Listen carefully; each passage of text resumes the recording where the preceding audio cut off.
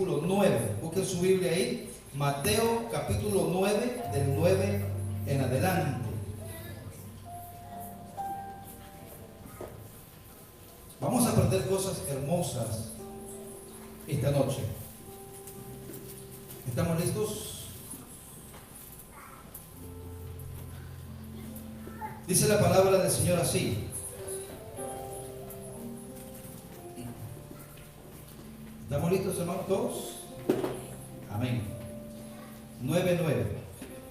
Pasando Jesús de allí, vio a un hombre llamado Mateo, que estaba sentado al banco de los tributos públicos, y le dijo: sígueme. Y se levantó y le siguió. Y aconteció que estando él sentado a la mesa en la casa, he aquí que muchos publicanos y pecadores habían venido, se sentaron juntamente a la mesa con Jesús y sus discípulos. Cuando vieron esto, los fariseos dijeron a los discípulos: ¿por qué come vuestro maestro con los publicanos y pecadores? Al oír esto, Jesús les dijo: los sanos no tienen necesidad de médico, sino los enfermos. Id pues y aprended lo que significa: misericordia quiero y no sacrificio, porque no he venido a llamar a justos, sino a pecadores al arrepentimiento. Señor y Dios, te adoramos, bendecimos y glorificamos tu nombre en esta hora. Te damos gracias por tu palabra, que es santa, bendita y eterna. Te pedimos, Espíritu Santo de Dios, que hables a nuestro corazón. Sé que siempre tienes preparado, Señor, un plato sabroso para alimentarnos. Te pido, Espíritu Santo, que me uses y que mis hermanos puedan estar muy atentos para recibir con mansedumbre tu palabra. Te lo pedimos, Señor, en el nombre de Jesús. Amén. Gloria a Dios. Le he titulado Jesús, el médico del alma. Dice el primer versículo: pasando Jesús de ahí, vio a un hombre llamado, ¿cómo se llamaba? Mateo, que estaba sentado al banco de los tributos públicos. Esto es muy importante, hermanos, cuando leemos la Biblia, entender todo esto. ¿Qué significa el banco de los tributos públicos? Ya lo vamos a ver. Ese hombre estaba ahí sentado, se llamaba Mateo, y Jesús pasó y le dijo, ¿qué le dijo? Sígueme. Y se levantó y le siguió. A mí me llama mucho la atención que Jesús no le dio un gran mensaje, un gran sermón a este hombre, solo le dijo una palabra, y esa palabra le bastó para seguirle. Increíble eso, ¿no? Solamente pasó Jesús, lo vio y le dijo: sígueme. Y ya vamos a ver quién era Mateo, y ya vamos a ver cuál era la función que él hacía. Es más, este hombre a quien Jesús llamó es quien escribió este evangelio, Mateo. Sin embargo, él mismo escribió esto y hace una, pero muy breve biografía de él mismo en este mismo pasaje. Yo creo que si Cristo me hubiera llamado a mí, o hay hombres, ¿verdad?, que dicen tener una revelación de Dios o un acercamiento, hubiera escrito libros, conferencias. Este hombre simplemente en este versículo dice, cuenta su testimonio, cómo Dios lo llamó a él, y ahí se acabó. Aquí vemos la humildad, la propia humildad de Mateo en este versículo. Una cosa bien interesante, dice que este hombre estaba sentado al banco de los tributos públicos. Para nosotros eso no significa absolutamente nada. Pero para los judíos, a quienes les fue escrito este evangelio, eso era lo más indignante que podía ser, el trabajo más corrupto que se podía hacer en aquel tiempo. Era una persona que trabajaba con los romanos, que cobraba los impuestos que Roma pedía y después él sumaba lo que él quería. O sea que aparte de que a la gente le quitaba el impuesto que requería la ley, él se aprovechaba y ponía otros precios. Este tipo de personas eran muy, pero muy odiados. Eran personas que el pueblo los odiaba tanto porque les robaba su dinero. Entonces vemos que Mateo no esconde su pasado. Y esto es muy importante, hermanos. Cuando Cristo nos llama y nosotros aceptamos su llamado, ya no nos importa, ya no nos avergonzamos del pasado. ¿Por qué? Porque eso es pasado. Yo recuerdo mi vida, ¿ves? Mi vida, cuántas cosas para mí eran vergüenza en aquel tiempo y las tenía ocultas. Incluso yo jugaba fútbol, tenía amistades y ellos no sabían directamente lo profundo de mi vida, de la drogadicción. Y no quería que nadie se diera cuenta de eso. Pero cuando vine a Cristo y Cristo me libertó, yo digo, yo antes era esto. Yo he dicho en muchas oportunidades, ya no me da vergüenza, porque yo era. Mateo dice, yo era el que se sentaba en el banco de los tributos públicos. Ya no me da vergüenza. Quiero explicarles un poco quiénes eran los recolectadores de impuestos. Eran los que cobraban los tributos y se llamaban publicanos. Esto funcionaba así. Roma tenía sus ciudades y este tipo de cobradores de impuestos le decían, vende, ¿por cuánto me vendes esta ciudad? Y Roma le decía, dame tanto dinero. Lo que tú puedas sacar después es tuyo. Y si alguien no te quiere pagar, yo te mando los soldados romanos. Entonces, un ejemplo, usted tenía que pagar $100. Venía uno de estos hombres publicanos y le decía, ¿sabe qué? Son $300. No, la ley dice que son 100. Romanos, no me quiere pagar. Y entonces por eso eran odiados esta gente.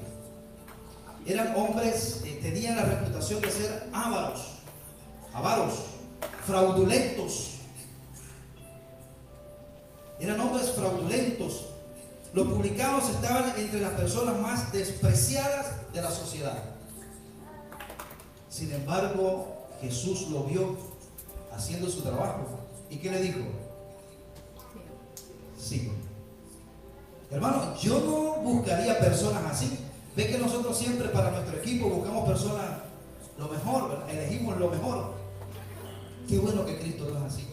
Y por eso Cristo se fija en cada uno de nosotros. Porque aún Él, conociendo lo que hay dentro de nuestro corazón, Él siempre nos dice constantemente, sígueme, sígueme. El dinero que ellos recolectaban, estos hombres, estaba dividido en dos partes. Uno era su ganancia personal y la otra era la del Imperio Romano. Estos hombres eran muy ricos, los publicanos, los cobradores de impuestos. Eran muy ricos, pero eran muy odiados. De nada les servía su dinero, porque donde quiera que iban, eran personas mal vistas. Le hago una pregunta a usted. ¿Usted cree que es importante tener mucho dinero aunque no tenga amigos? ¿O tener muchos amigos aunque tenga poco dinero? ¿Qué es lo mejor? Lo segundo, ¿verdad? ¿De qué me sirve tener mucho dinero si no tengo amigos, si no tengo para compartir? Bueno, estos hombres vivían una especie de vida así. Eran muy ricos. ¿Sabe quién era otro de ellos? Muy mencionado en la Biblia. Uno de una estatura muy pequeña. Los niños se han de acordar. Que se subió a un árbol. Niños, ¿cómo se llama? Para ver a Jesús. Niños. No. Con Z comienza, pero no es Zacarías. Zaqueo. Zaqueo era pequeñito, pero tenía muchísimo dinero, pero era odiado, pero quería ver a Jesús. Y Jesús también le dijo, Zaqueo, desciende de ese árbol que ya te vi, desciende, y hoy voy a ir a tu casa. Y Zaqueo corriendo así pequeñito, como así, salió, me imagino, corriendo para la casa, a arreglar su casa, porque Cristo iba a llegar a él. También se enojaron, porque Cristo se fijaba en este tipo de personas que el mundo los odiaba. Ese es el Señor, ese es el Dios que nosotros amamos y seguimos, aquel que se fija en los más ignorados y más odiados. Mire, Zaqueo, el ejemplo de Zaqueo, lo voy a leer, dice, ahí va a aparecer. Entonces Zaqueo, puesto en pie, dijo al Señor: he aquí, Señor, la mitad de mis bienes doy a los pobres. O sea, que él era rico, se había enriquecido.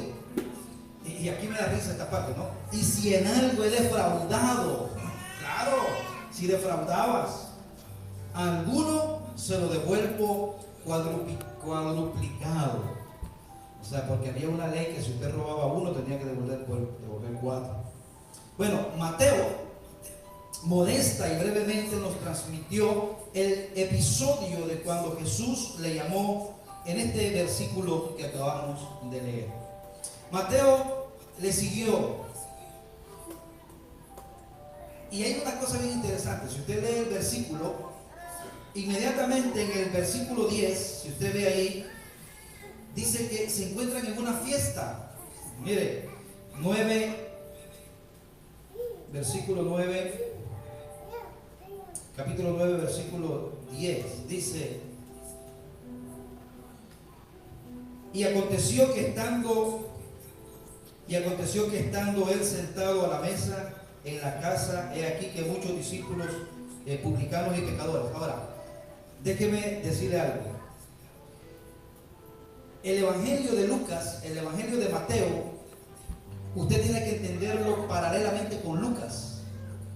Lucas es como un diario de Mateo. Es interesante cómo los dos evangelios dicen una cosa que el otro omite, pero están hablando casi de lo mismo. Entonces, para que podamos entender el versículo 10, vamos a ver lo que Lucas, la información que Lucas nos da en Lucas 5, 27 al 29, para que después podamos entender. Dice, hablando del mismo episodio, dice Lucas: después de estas cosas salió y vio a un publicano llamado Leví, que es el mismo Mateo. ¿Okay? Es otra información que le da la Biblia. Sentado al banco de los tributos públicos, y le dijo: sígueme. Y dejándolo todo, se levantó y le siguió. Este hombre tenía su buffet, tenía su negocio bien plantado, tenía mucho dinero, y dice que dejándolo todo, siguió al Señor. Y mira el 29, para que podamos entender lo que dice Mateo. Y Leví le hizo ¿qué? Gran banquete en su casa. ¿A quién le hizo ese banquete? A Jesús. Le dijo: ven, sígueme. Y él le hizo un banquete, un gran banquete en su casa. Y había mucha compañía de publicanos. ¿Quiénes eran los publicanos? Quiero que estemos aquí aprendiendo. ¿Quiénes eran los publicanos? Los recaudadores de impuestos. O sea que tenía colegas. Él era como, imagínense, entre ellos uno que hace una gran fiesta. Es el que quizás todos tenían dinero, ¿no? Pero Mateo se cree que tenía mucho dinero. Hizo una fiesta, pero en honor a Jesús, que lo acababa de llamar, y que Mateo acababa de dejar todo. Muy interesante esto. Y de otros que estaban a la mesa con ellos. Bueno, ya entendimos esa parte. Se nos dice que Mateo celebró un banquete en honor a Jesús. Evidentemente el incidente que sigue en Mateo 10, 11 y 12 tiene que ver con esta fiesta. ¿Okay? Así que prestemos atención. Mateo había invitado a muchos de sus ex amigos. Ojo con esa palabra. Estoy estudiando una secta que es que aquí en el área hay mucha gente que toca puertas. Y esa gente es interesante porque ellos no se juntan, no tienen amistades. Incluso si alguien ha pertenecido a esa secta y es expulsado, esa gente no lo puede volver a ver jamás. Sin embargo, vemos aquí que Mateo fue parte de ese grupo de publicanos, de ladrones, de gente mal vista. Sin embargo, ahora que tiene a Cristo en su corazón, hace una fiesta. ¿Y sabe qué les invita? No invita a cristianos, invita a sus ex colegas. Vengan a esta fiesta. ¿Cuál era el propósito, creen ustedes, de Mateo? de hacer esta fiesta y de invitar a sus ex compañeros de trabajo. El propósito era que ellos también conocieran lo que él había conocido. Muy interesante esto. Mateo había invitado a muchos de sus ex amigos de profesión, recaudadores de impuestos, a esta fiesta porque quería que ellos también conociesen al Señor Jesús. Siempre, y esto es un punto importante, hermanos, y nosotros lo hemos predicado y es parte de nuestra visión y misión de la Iglesia Cristiana Un Nuevo Corazón, que todas nuestras reuniones tienen que tener un propósito de glorificar a Dios. Todas.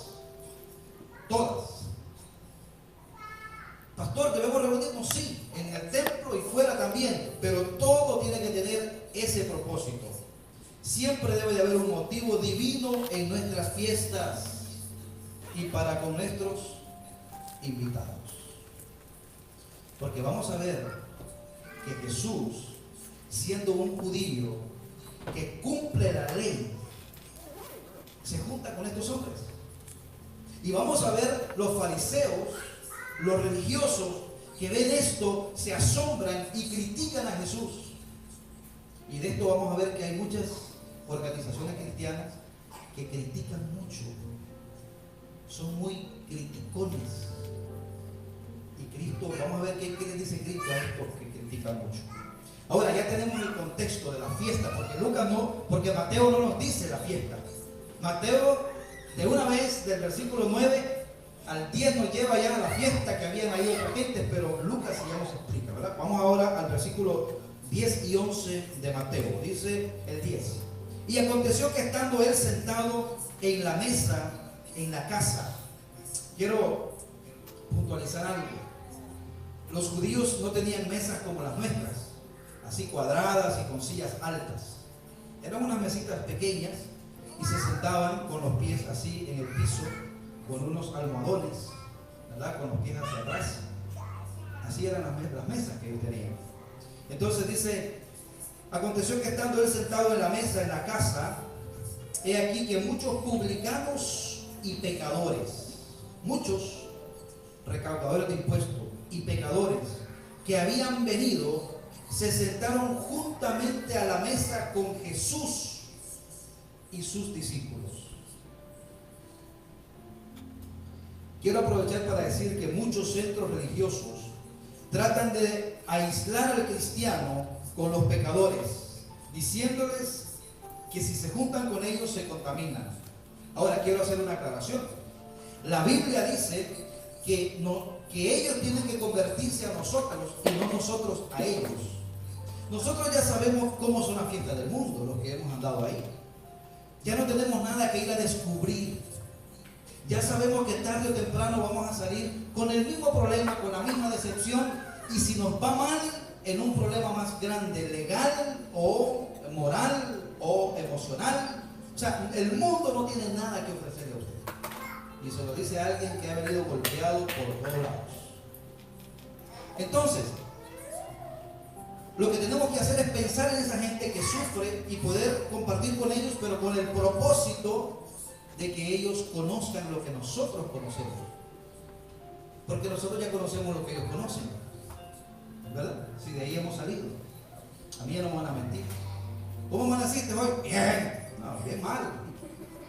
No sé. En todos los aspectos. La verdad, hermanos, es que si la sal no se mezcla con la comida con el fin de dar sabor, de nada sirve. Entonces, no es que no nos vamos a mezclar con otros que no son cristianos. Cristo mismo lo estaba haciendo, pero fue criticado. Ahora, usted tiene un bote de sal en su casa y nunca lo usa, entonces no cumple su función, porque la sal es para dar sabor, ¿verdad? No coman mucha sal, es malo. Es para dar sabor. Entonces, dice la Biblia que nosotros somos la sal de la tierra. Entonces, si nos aislamos y nos ponemos exclusivos hacia un lado, ¿cómo vamos a poder compartirles a los que no tienen a Cristo? Pero eso tiene que ser muy, muy sabio, ¿verdad? No vaya a ser como aquel que fue a una barra y dijo, no, ando buscando una tentación para vencerla. ¿Usted cree que eso es? No, eso no es así.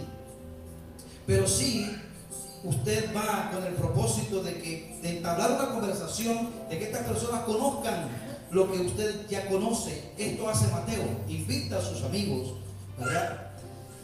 Eso es exactamente lo que Jesús estaba haciendo, relacionándose con los que había venido a salvar, interactuando con el hombre con el fin de salvarlos y llevarlos a su reino de gloria. Vamos a ver el 11. Siempre, hermanos, cuando estamos haciendo la obra del Señor, siempre van a haber personas con este espíritu fariseo que nos van a criticar. ¿Okay? Mire, la persona que critica a otro es porque él se siente perfecto. O sea que la próxima que usted critique a alguien, usted está en un pecado, usted se está sintiendo perfecto. Y por eso se siente con la libertad de criticar al otro. Mire lo que dice el 11. Cuando vieron esto los fariseos, ojo con esa palabra, hermano. ¿Alguien sabe lo que significa la palabra fariseo? Ya lo he dicho miles de veces aquí en los estudios. Bueno, hoy lo vas a ver. Cuando vieron esto los fariseos, ¿qué vieron los fariseos? A ver si me van siguiendo. Que se juntaban con los recaudadores de impuestos, con la gente mal vista, con los ladrones, con los publicanos. Miren, la palabra publicano es tenida como lo peor. Como lo peor. Eres un publicano. Usted le digan, usted es un publicano. En aquel tiempo era una ofensa muy grande. ¿Qué decían ellos? Dijeron a los discípulos, ¿por qué come vuestro maestro con los publicanos y pecadores? ¿Por qué? Explíquenos. Mire, los fariseos creían que no se debía comer con aquella gente. Aquí viene el significado de la palabra fariseo. Fariseo significa separado. ¿Okay? Por eso es que toda aquella gente que tiene ese espíritu fariseo o farisaico se creen separados, se creen exclusivos. Nosotros. De hecho, hermanos, las sectas tienen ese punto. Solo nosotros tenemos la verdad. Fuera de nosotros, si tú te sales de acá, tú estás perdido. Eso es una idea sectaria. ¿Okay? No está perdido. Si Cristo Jesús es el Señor, no es una organización, ¿verdad? Ellos nunca comían con los publicanos y pecadores. Hay una pregunta aquí. Quiero que usted se meta en el relato, quiero que se meta en la palabra. Si ellos nunca comían con publicanos y pecadores, porque eran separados, ¿qué hacían en esa fiesta? Piensa. No lo habían invitado. Se da cuenta que hay personas que no les gusta, pero están ahí, como para criticar. Si no te gusta, pues no vengas. Si no te gusta, pues no participes. Los fariseos eran en un grupo de espectadores. ¿Por qué estuvieron presentes? Esa es una buena pregunta. Si Jesús es tan falso, ellos decían, ese es un falso, entonces ¿por qué lo seguían? Mire, hermano, esto es interesante. Si Jesús estaba equivocado y era malo, como ellos pensaban, ¿por qué tomaban la molestia de siempre estar cerca de él para criticarlo? Usted ve en toda la Biblia y los fariseos estaban ahí. Y Jesús iba por otro lado, y ahí estaban los fariseos. Qué tremendo eso, ¿no? La respuesta a estas preguntas es que Jesús era un personaje tan importante que los líderes entre los judíos no podían ignorarlo. No lo podían ignorar. ¿Se acuerdan de Nicodemo? Sabemos que has venido de Dios porque lo estudiaban a Jesús, lo estudiaban. Y hasta el día de hoy, hermanos, Jesús es motivo de discordia y de insultos y de muchas cosas, pero siempre tienen que hablar de Él. porque el Señor Jesucristo es lo máximo. Todo el pueblo tenía mucho interés en las actividades de Jesús. Donde Jesús estaba, ahí iba el pueblo tras él. Así era el impacto de su ministerio, nuestro Señor Jesucristo. Cristo es personal. A mí me gusta, hermano, que nosotros digamos, yo tengo una relación con Cristo, con Jesús. Porque usted dice, yo a Dios le pido, eso está Juan, ¿verdad? No, a Dios le pido, no, eso es genérico. Dios en la India es una vaca. Allá en la India hay monos que son monos sagrados. ¿Ha oído eso usted? Ratones, vacas, y son dioses. O sea, no diga usted yo a Dios, no, Dios no, a Cristo Jesús. Dice la Biblia que el Dios Todopoderoso, su Hijo lo ha dado a conocer. Pero Cristo es personal.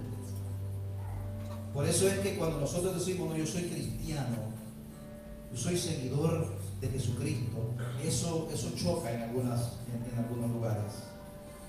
Dijeron a los discípulos, ¿por qué come vuestro maestro con los publicanos y pecadores? Analicemos qué es lo que prohíbe la Escritura al respecto. Pastor, entonces yo puedo andar con cualquiera y ser igual que ellos. No, hay una diferencia. ¿Okay? La Biblia siempre tiene un balance. El apóstol Pablo le escribe a la iglesia de Corinto, o a los corintios, y les da un énfasis muy importante de con quién más o menos, qué personas debemos evitar. Pero estas personas que vamos a evitar, que dice estos pasajes, son personas que ya probamos que se dicen ser pero no son, y ya nos dimos cuenta que simple y sencillamente toman el evangelio como un juego. Vamos a leer que dice 1 Corintios 5, 9 al 11. Dice: os he escrito por carta, dice el apóstol Pablo, que no os juntéis con los fornicarios. Y esto es importante. Dice el 10: no absolutamente, y ahí he marcado esa parte, no absolutamente con los fornicarios de este mundo. O sea, quiero explicarlo. No está diciendo que no se junte con los fornicarios de este mundo, que no sea amigo de ellos o que no trabaje con ellos. Nosotros trabajamos con gente que no sabemos qué cosas hacen. Eso no está diciendo.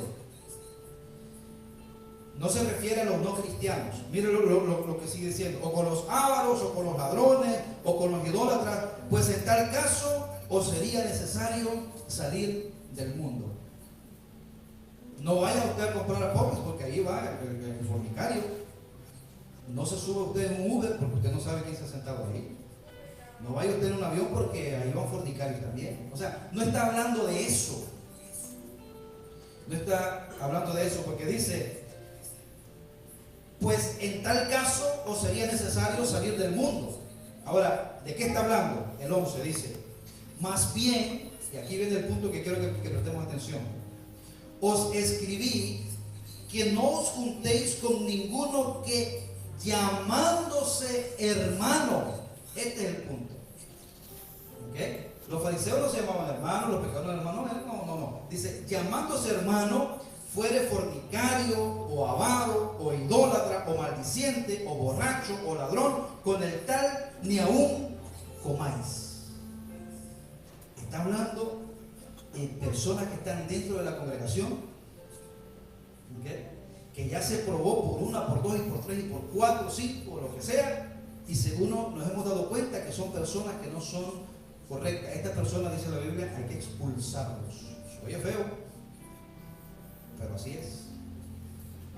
Entonces la iglesia tiene, la iglesia no puede cortar de así, de un solo, sino que el Espíritu Santo va guiando, nos va dando la sabiduría, y cuando se logra detectar todas estas cosas, se van tomando cartas en el asunto. No porque el pastor lo dice, sino porque lo dice la palabra de Dios.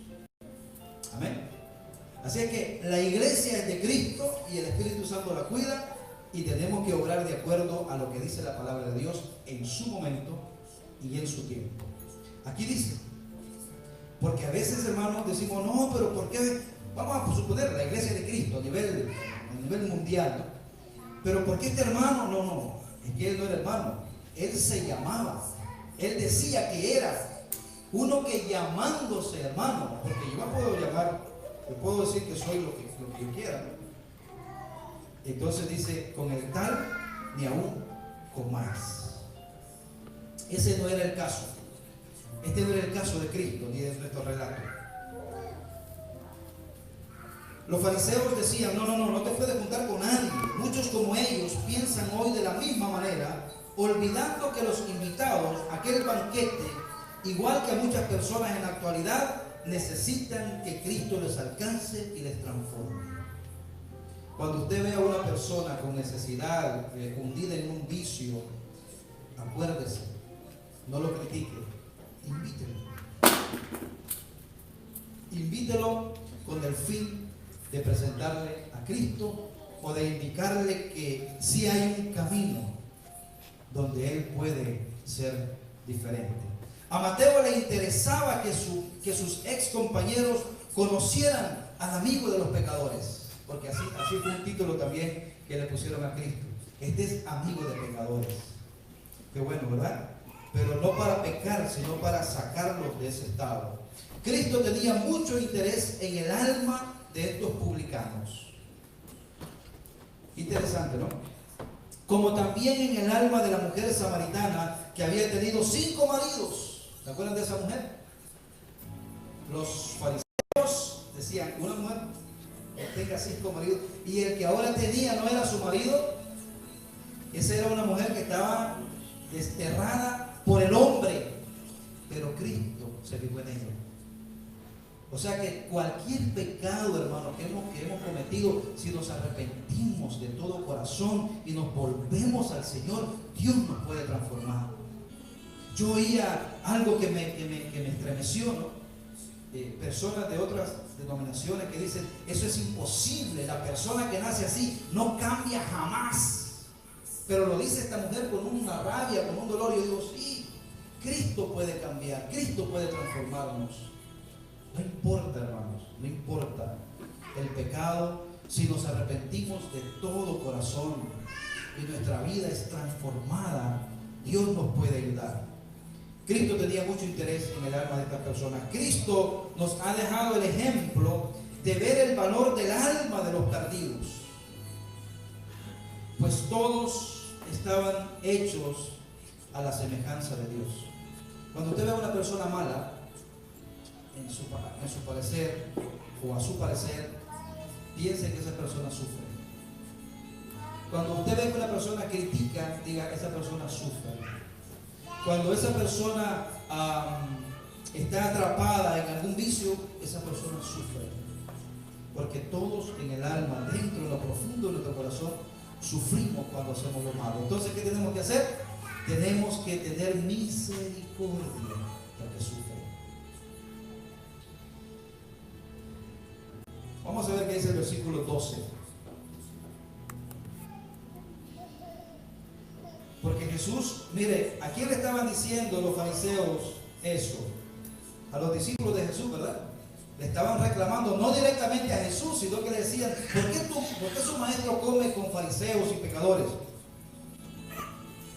Dice, al oír esto, Jesús les dijo, y esto es bien importante, hermanos, y muy alentador para nosotros, los sanos no tienen necesidad de médico, sino los enfermos. Por eso le he titulado Jesús, el médico del alma. Tenemos el médico de nuestra alma. Es cierto, hermano, que el que come con algún pecador, indica que se identifica con él. Pero, ¿cómo se identificó Jesús con los publicanos y pecadores? Jesús no quería convertirse en un publicano. Jesús quería salvar el alma de los publicanos. Si usted se junta con una persona que tiene problemas con la bebida, usted no se quiere convertir en un borracho. Usted se junta porque usted sabe que Dios lo transformó a usted y Dios lo puede transformar a él. Ese es el punto, esa es la idea. en la cual debe... Ahora, si usted cree que el borracho lo va a volver a atrapar, huya. Porque dice la palabra del Señor que el sabio ve el mal y se aparta. No trate de luchar con cosas que usted todavía no puede manejar. Porque aunque Cristo es nuestra fortaleza, hay cosas que todavía nos dominan y tenemos que mantenernos aislados, alejados de esas cosas. Estuvo con ellos, Jesús estuvo con ellos como el médico está con los enfermos. O sea, el médico no puede evitar estar con ellos. Pero ¿cuál es el propósito del médico acercarse al enfermo? Es curarlo, es sanarlo, ¿verdad? Los fariseos pensaban que ellos estaban sanos. Por eso Cristo les hace este juego de palabras, ¿no? Le dice, los fariseos pensaban que ellos estaban sanos, es decir, religiosamente puros y completos. Aquí hay algo muy interesante en la expresión de Jesús. La salvación no puede llegar a los que se creen a sí mismos ya salvos. Jesús era y es el gran médico y ha venido a sanar el problema básico de la humanidad. ¿Cuál es? El pecado. Ese es el gran problema de la humanidad. Mire lo que dice el versículo 13. Id pues y aprender lo que significa misericordia quiero y no sacrificio. Esta frase de este versículo era usada para responder a aquellos que no sabían algo que se suponía debían saber. Porque si alguien debía saber, eran estos hombres, que eran unos expertos en la palabra de Dios. Y Jesús, como un buen maestro, les cita a un profeta, les cita a Oseas. Mira lo que dice Oseas 6:6. Porque misericordia quiero y no sacrificio, y conocimiento de Dios más que holocaustos. O sea, Jesús les dice algo conforme a la palabra. Y termina el versículo diciendo, porque no he venido a llamar a justos, sino a pecadores al arrepentimiento. Si usted se considera una persona justa, usted no tiene necesidad de Dios. Ve que hay personas que dicen, no, yo no mato, no robo, yo estoy bien. No se da cuenta que el pecado nos separa de Dios. Los fariseos tendían a prestar atención a lo de afuera, a los rituales, a los aspectos ceremoniales de la ley de Dios. A veces nosotros también, de una manera más limitada, damos alguna ofrenda a alguien, en la calle le damos $1 a alguien, hacemos cositas, por momentos nos vienen momentos de reflexión y hacemos buenas obras y después nos comparamos con otros, ¿verdad? Que vemos en la noticia y decimos, qué bárbaro, no, yo soy bueno. No, hermanos, todos en un nivel más alto o más bajo, todos estamos eliminados, destituidos de la gloria de Dios. Yo hago esto para ilustrar esta parte. Usted tiene una casa con una alfombra impecable, blanca. Y llega un hombre lleno de lodo hasta el cuello. ¿Usted lo deja entrar? No. Pero llega otro nada más hasta los tobillos lleno de lodo. ¿Ese sí lo deja entrar? Es lo mismo. Hay personas que sí, por su maldad, llegan a hacer barbaridades. Pero hay otros que quizás tuvieron una mejor educación, ¿verdad? Quizás sus padres fueron un poco más moralmente educados. Y hola, ¿qué tal? ¿Cómo está? Y no roba y no miente y tiene una vida tremenda, pero igual está lleno de lodo sus pies. No puede entrar al reino de Dios. Cuando Jesús, hermanos, pronunció estas palabras, que no he venido a llamar a justos, sino a pecadores al arrepentimiento, pudo haber incluido a los fariseos también, por supuesto que sí, porque ellos eran pecadores. De hecho, todos nosotros estamos incluidos en esa frase del Señor Jesús. no he venido a buscar a justos, sino a pecadores. Entonces todo el ser humano necesita de Cristo. Ah, pero como ha venido la religión y dice, no, yo estoy en esta religión, yo creo en esto, creo en lo otro. Mire, hoy estaba escuchando, tengo que estar estudiando y buscando, ¿verdad? Y estaba escuchando lo que en las universidades creen, prácticamente lo que cree un ateo. Y es el Dios de Spinoza. ¿Cuántos han oído eso? El Dios de Spinoza, pero con S. Se lo recomiendo. Bueno, no se lo recomiendo, sino que para que lo oiga cómo piensa la gente sin Dios. Que no necesitas a Dios, no necesitas una religión, no necesitas seguir reglamentos, no necesitas un libro negro como la Biblia que te restringe y te da una idea y decir, wow, vive la libertad y tantas cosas. Hermano, todos, dice la Biblia, necesitamos del Señor Jesucristo. De hecho, Pablo le escribe a los romanos y dice, por cuanto todos pecaron, están destituidos de la gloria de Dios. ¿Se recuerda cuando Adán y Eva fueron sacados del jardín? Desde entonces se perdió la relación entre el hombre y Dios. Y había una promesa que Dios enviaría a su Hijo, que es lo que celebramos hace poco, ¿verdad? La venida de Cristo, cuando Cristo nació. Bueno, nacido de mujer, Cristo iba a nacer, iba a destruir el imperio de la muerte de Satanás, que le robó a Adán y a Eva allá. No se lo robó, prácticamente les engañó. Y ahora Cristo Jesús en la cruz muere y destruye al diablo y lo derrota. Y ahora a través de Cristo volvemos a tener esa comunión con el Señor. De lo contrario, sin Cristo no hay. Por eso Cristo dice, yo he venido a buscar, yo he venido a llamar no he venido a llamar a justos. ¿Quiénes son esos justos? Aquellos que creen que por sus obras no necesitan de Dios, sino a pecadores al arrepentimiento. Hay una pregunta aquí. ¿Puede el médico evitar la compañía de los enfermos? ¿Usted cree que un médico puede ser médico sin nunca acercarse a un enfermo? No, porque entonces esa es su profesión. Él tiene que vivir rodeado de enfermos. Bueno, Cristo Jesús dice, yo he venido a buscar a los enfermos del alma. Todos, hermanos, tenemos enfermedad en el alma. A pesar del peligro de contraer alguna enfermedad, en este caso el médico en lo físico, es el trabajo del médico atender a los enfermos para sanarlos, y el médico en lo físico se expone a ese tipo de enfermedades. Pero con Cristo es distinto, ¿verdad? A Cristo el pecado no lo podía tocar.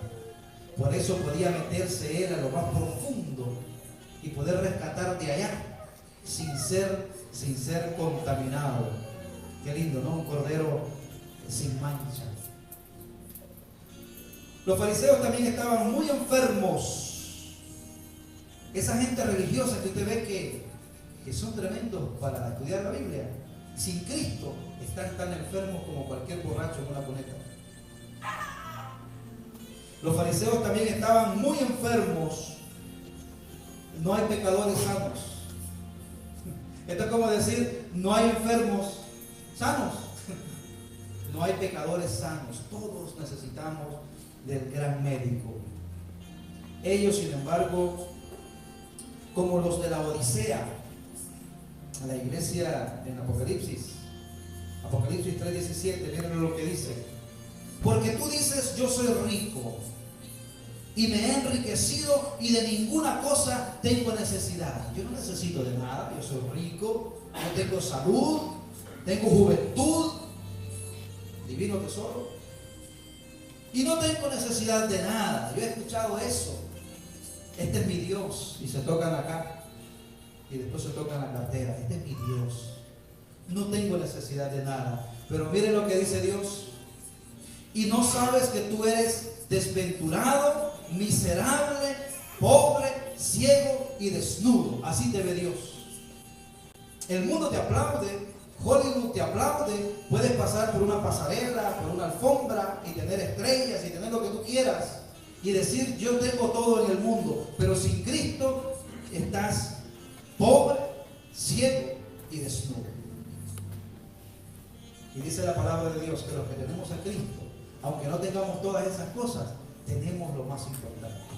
Por eso, hermanos, es importante, si usted ya tiene al médico del alma, si ya usted está sano o tiene su médico y está constantemente tratándose con él, usted es una de las personas más afortunadas en el mundo.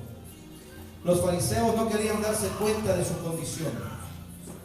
Jesucristo es el buen médico, el médico del alma. Él vino al mundo para morir por el alma del hombre.